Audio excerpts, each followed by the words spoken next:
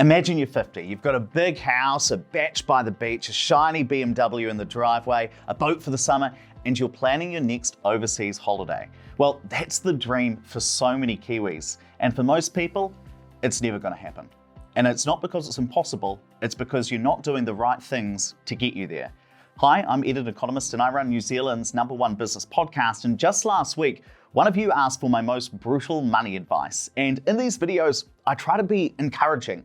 I'll never beat you up for your past money mistakes because I've made them too. And instead, I really try and show you what you could do in the future. But you've asked me to be brutal. So if you keep watching this, I'm taking that as permission that I can be very honest with you. And I'll be much more black and white than usual because that's what you've asked for. So if you stick around in this video, you're gonna hear my top 8 pieces of brutally honest money advice. And I've grouped these into 3 phases. And the first one is mindset. You are not destined to be wealthy. And wanting to be rich, it is not enough. Even if you think, but surely if I really want something, if I really want to be rich, that means I'm going to work harder to get it. But I just read this study from New York University that showed that really wanting to achieve a goal, that only explains about 20 to 35% of whether you hit that goal or not. Even if you want to own a bach or retire early, wanting it doesn't get you there. And that's because life gets in the way. You're going to procrastinate, you're going to get distracted, you give up when it gets boring or uncomfortable. Wanting or wishing for a better life, that doesn't make it happen. You've got to do something about it. And while we're at it, most of us do have that picture in our heads about what our future life is going to look like, whether it's buying your own house or drinking wine in the south of France. But almost 3 out of 4 Kiwis don't have any sort of written financial plan for how they're going to make that dream a reality, for how they're going to make that happen, which means the majority of Kiwis have this picture in their head, this idea of what they want, but they've got no idea about whether they are taking the right action to make that happen. And that's why you need to face your future. And what that means is using a calculator like this to figure out what the dream lifestyle costs you, where you can quit work and go traveling, and then actually running the numbers to figure out if, based on your current investments and how much you're currently putting away, whether you're going to have enough money to make those goals happen by whenever you want them to happen. And I call it facing your future because this is scary. It's scary to see that you have a wealth gap and that you might not have the money you want in retirement, and so you're going to feel poorer. But it's important that you do this so you can start doing something about it. And you can use both of these calculators I just showed you for free. I'll link it down in the description. And the last piece of brutal advice in this mindset section is a bit of a rant, because we've come up with this narrative in society that people who work hard get ahead, and that if you fail, you just didn't work hard enough. Now, you do need to work hard to get ahead, that is absolutely correct, but it is not enough on its own. In the small town I grew up in, the biggest employer was Fonterra. And for those of you who don't follow or know much about dairy farming, that's a massive, massive milk company. And my hometown has one of the biggest factories in the Southern Hemisphere.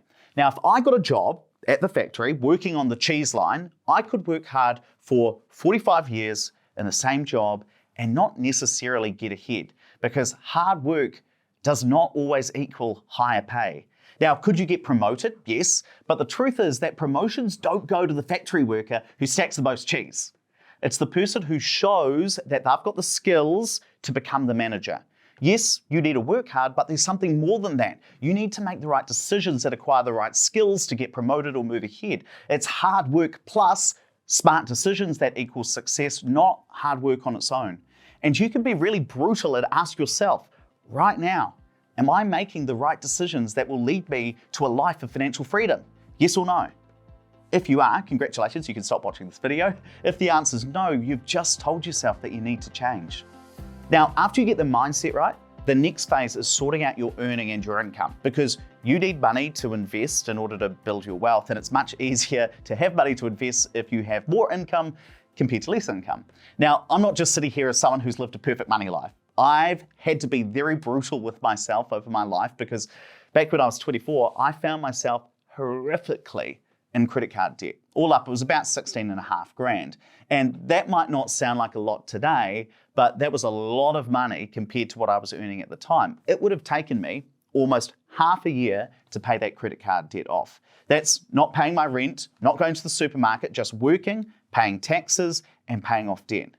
Now, a few years later, I was sitting down for a drink with my podcast co-host, my friend Andrew, and I told him the story, and he looked me dead in the eye and said, well, you know why that was so rough for you?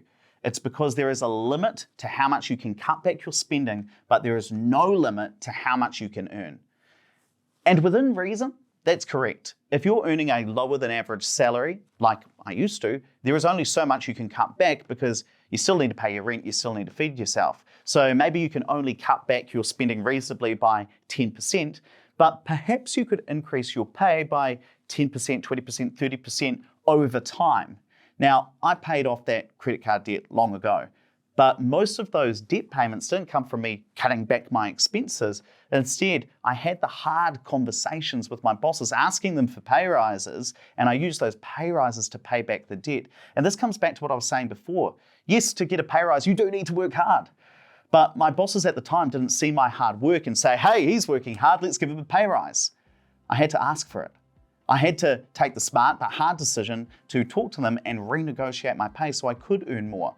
Now that doesn't mean you're always got to get what you want, but if you don't ask for what you want, you can't be angry when you then don't get it.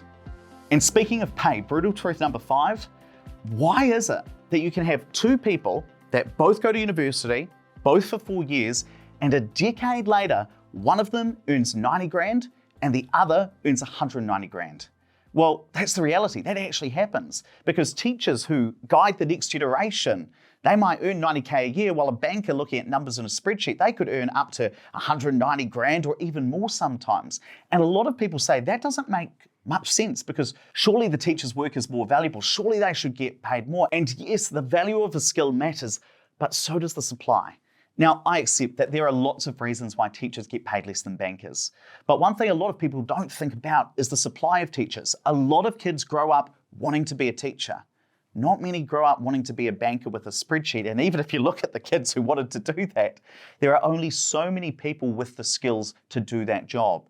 So my point is that if you want to earn a lot of money, if that's something that's very important to you, you not only need to have a skill that is very valuable, that is in high demand, but it also must be a rare skill, one that not a lot of people can do because then businesses and bosses will bid up the price of your services. So if you want to earn more money, you need to ask yourself, what's a skill I could get that not many other people have and that is also very valued by employers? It's the demand and the supply that impact your pay, not the social value alone. And look, I'm not saying don't be a teacher. That's just an example. What I am saying is that if money is important to you, think very carefully about the demand and the supply of those skills because that impacts how much you can potentially earn. And this is a nerdy point, but if you understand this, you could earn an extra 20 grand or more a year. Because the thing that I never really understood in my early 20s is how much the industry you choose matters and how much the industry you choose to work in impacts your pay.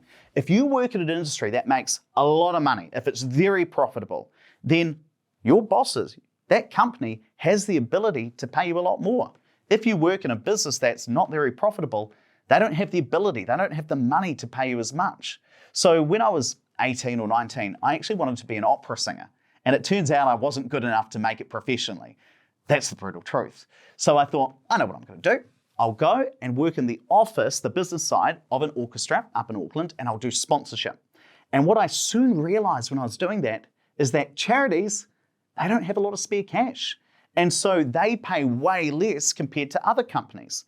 Now again, that doesn't mean you shouldn't work for a charity. Some people love it. They make you feel very good about your job and the work you do.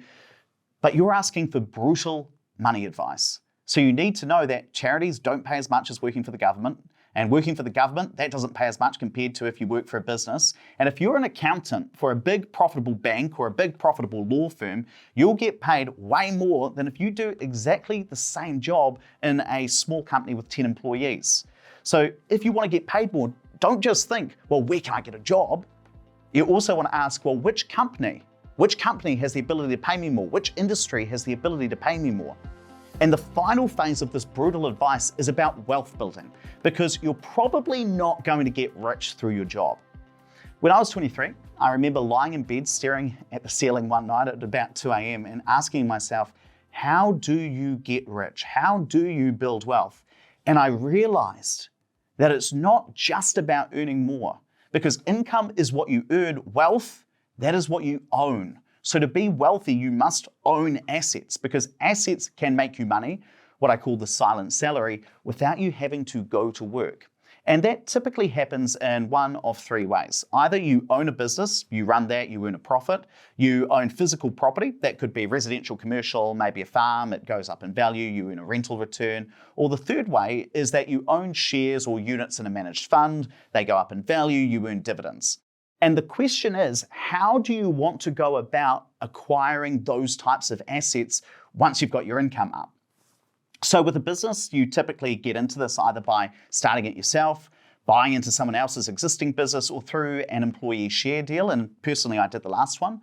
With property, you either borrow money from the bank to buy it, or you have the cash saved up. But most people don't have a lot of cash, so maybe you even use the no cash needed method, like I talk about in this video, and you borrow all of the money to buy a house. And with shares and managed funds, like your KiwiSaver, well, most people take some of that money that you're making from your job, and then you use a portion of that income to invest. But either way, the goal is to make money and build your wealth outside of just going to work. And look, I'm a property guy, so I like to give property examples. Let's say you bought an investment property and it goes up by 20 grand in a single year. Well, that's about $400 a week. Now, to save $400 a week, you might actually need to earn not 20 grand, but $30,000 a year from your job. And that's because the tax man's going to take a third of your income as tax before you can save the rest. Now, you do need to be informed and very intelligent about the risks you take. So make sure you watch this video here where I explain what those risks are with property. But you're here asking for brutal advice without all that nuance. And the brutal truth is, you need to find a way of making money outside of going to work.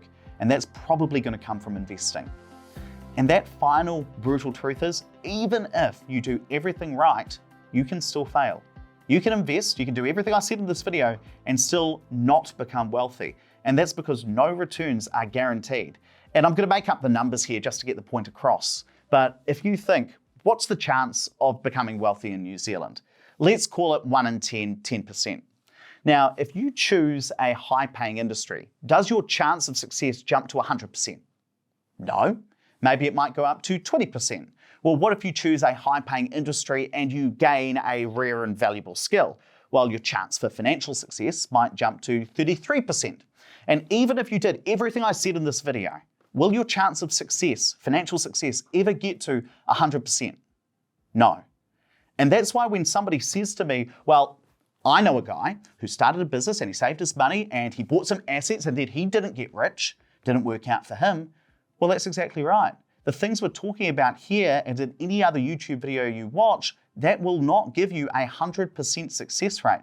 That is the brutal truth about life. You can do everything right and still fail. But it doesn't mean that it's not worth trying, because you can stack the deck in your favor and increase the probability that you're financially successful. And just remember that these brutal truths, this isn't personalized financial advice. I'm not sitting here saying, this is what you should do with your money. These are the tips that have worked for me. But if you want to know what you should do, that's when you talk to my team of 12 financial advisors, because in just 60 minutes, you can walk out with a lifetime wealth plan that is tailored to you for free. And if you want to check that out, the link is down in the description. But knowing these brutal truths is only half the battle. As I said, you need a complete financial plan to get ahead, and you'll learn exactly what that plan should look like in the next video. So don't just nod along, click here and start building your silent salary today.